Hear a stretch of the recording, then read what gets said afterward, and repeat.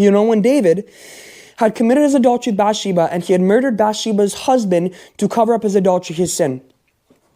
And there was a prophet, I'm not going to be able to name him, I'm kind of kerfuffled and set on what I'm talking about here. Although, man, I think it was Nathan the prophet, came up to David, and God had shown Nathan and told Nathan to show this parable unto David.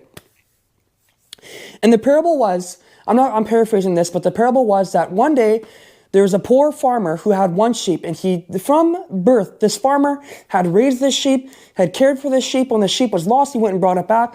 His entire life, he has cared for the sheep. This sheep was like family to this farmer. And one day, the big king, the rich, super rich king, was holding a feast one day. I think somebody was coming over, and he wanted to give a gift for his guest, obviously.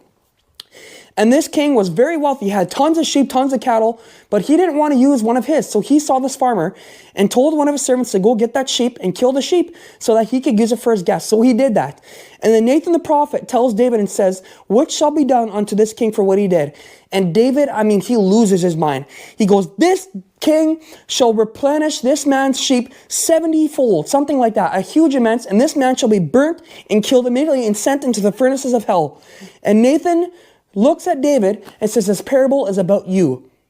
And when David saw that, oh, did he repent. He dropped to his knees and he said, "Father, please forgive me." And the reason why I think David, or God showed Nathan the prophet to tell David this parable, was David was sentencing himself. You know, God will show mercy to those who show mercy.